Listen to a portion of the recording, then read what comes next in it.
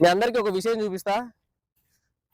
ఇప్పుడు మీలో ఎవరు కోటీశ్వరులు కొన్ని ప్రోగ్రామ్స్లలో అడిగినట్టే నాకు జవాబు ఇస్తే బహుమతి దొరికినట్లుగా, బహుమతి ఇస్తానట్టుగా నేను కూడా ఒక బహుమతి ఇస్తా ఈ ప్రశ్నకు సమాధానం చెప్తే. నా వెనకాల కనిపించే ఈ పొలం ఎక్కడిది? ఇది ఒక వరి చేనా? లేకపోతే పాలకూరనా? లేకపోతే ఇంకేదైనా చెట్లా? ఇది చెరువులో పెరిగిన చెట్లు. చెరువులో పెరిగిన చెట్టు. దీని పేరే గుర్రపు డెక్క అనే చెట్టు అని పిలుస్తారు దీన్ని.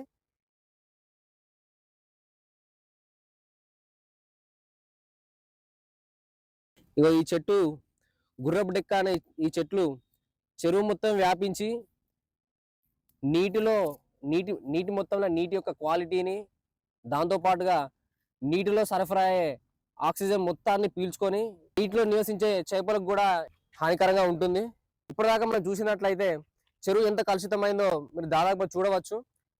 చెరువు కలుషితమైందే కాక దీంట్లో మనం ప్రతి సంవత్సరం ఎంతో పవిత్రంగా చేసుకునే మన వినాయకుని నిమజ్జన కార్యక్రమం కూడా కలుషితమైన చెరువులోనే చేస్తున్నారు. కానీ అధికార యంత్రాంగము దీన్ని ఏం చేస్తుంది?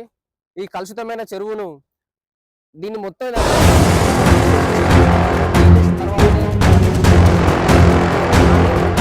అధికార యంత్రాంగము అస్సలే పట్టించుకోవట్లేదు.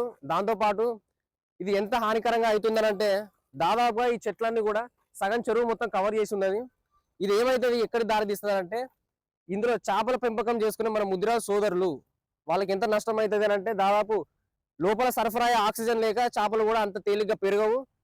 అదే కాక ఇదే ఇదే ఇక్కడనే ఈ కట్ట మీద నుంచి వెళ్ళే మనకు దాదాపు మన వినాయక నిమజ్జన కార్యక్రమం మొత్తం ఇక్కడనే జరుగుతుంది. ఈ కేవలం నిమజ్జన టైంలో మాత్రమే, నిమజ్జన కార్యక్రమం చేసే టైంలో మాత్రమే దీన్ని హడావిడి చేస్తారు. దాన్ని కొంచెం క్లీన్ చేస్తారు. ఆ మీద చెట్లు ఉన్న కూడా తీసేస్తారు. కానీ అసలు ఈ చెరువు పరిరక్షణ కోసం ఇక్కడ జీడబ్ల్యూఎంసీ ఏం చేస్తుంది?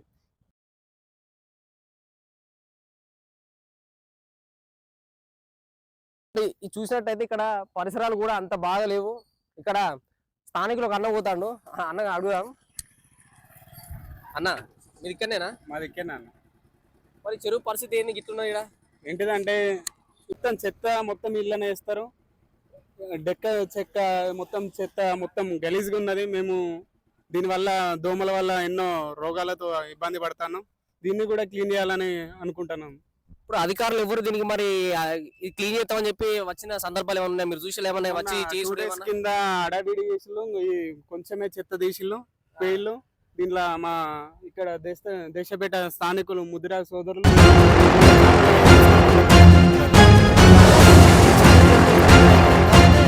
మొత్తం ఇది ఉన్నది. చేపలు ఎత్తలేరు, ఇలా వేస్తలేరు చేపలు వేయట్లేదు. వినాయకుని పెట్టే 2-3 డేస్ క్లీనింగ్ ఉంటది అన్న. అంటే నిమజ్జన కార్యక్రమం 2-3 రోజుల ముందే ఉంటది, తర్వాత ఉండదు.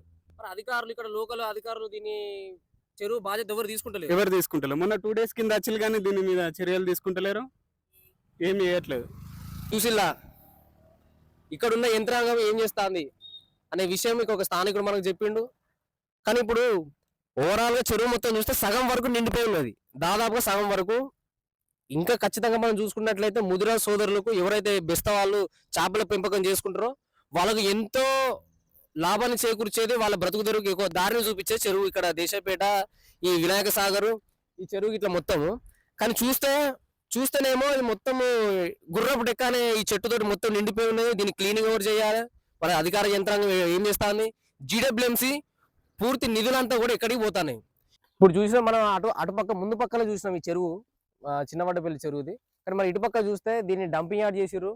మొత్తం ఇక్కడ ఉన్న పరిసరాల చెత్త మొత్తం కూడా డంపింగ్ యార్డ్కి షిఫ్ట్ చేయకుండా ఇక్కడ మున్సిపల్ అధికారులు దీన్ని చూసుకోకుండా ఇక్కడ డంప్ మొత్తం చూడండి ఎట్లున్నదో. చెరువు పరిరక్షణ కమిటీ అనేది లేదు, చెరువు పరిరక్షించడానికి ఒక మనిషి లేడు. చెరువు చుట్టుపక్కల ఎంత కాలుష్యం ఉన్నది, కాలుష్యం అంతా ఎట్లా వ్యాపిస్తుంది అనే దానికి ఒక చక్కటైన నిదర్శనం మనకి కనిపిస్తా ఉంది. మొత్తం దాదాపు చెత్త అంతా మొత్తం కవర్ చేసి ఉన్నది, సైడ్ ఒక పక్క మొత్తం సైడ్ చేసి ఉన్నది మొత్తం చెత్త అంతా. మరి ఇంత కాలుష్యమైన ఈ చెరువు యొక్క బాధ్యత ఎవరు తీసుకోవాలి? ఈ కాలుష్యం వల్ల బాధపడే ఇటు పక్కకు వీవర్స్ కాలనీ రోడ్డు పక్కనే ఉన్న ఇది ఏరియా, ఇదంతా కూడా వీవర్స్ కాలనీ రోడ్ అంటారా దాన్ని. ఈ వీవర్స్ కాలనీ రోడ్డు దగ్గర ఈ కాలుష్యం వల్ల వచ్చే విడుదలయ్యే వాయువు వల్ల, ఈ పరిసరాల వల్ల అనారోగ్య పాలయ్యే వాళ్ళందరికీ బాధ్యత ఎవరు తీసుకుంటారు? ఇక్కడున్న ప్రభుత్వము, ఇక్కడున్న యంత్రాంగము, దీనికి ఎవరు బాధ్యత వహించాలి? ఇప్పుడు ఈ నీళ్లు ఎట్టున్నాయని ఒకసారి చూద్దాం. ఒకసారి బాట్లీ అన్న. నీళ్ళు ఎంత శుభ్రంగా ఉన్నాయి, ఎట్లున్నాయి అనేది చూద్దాం.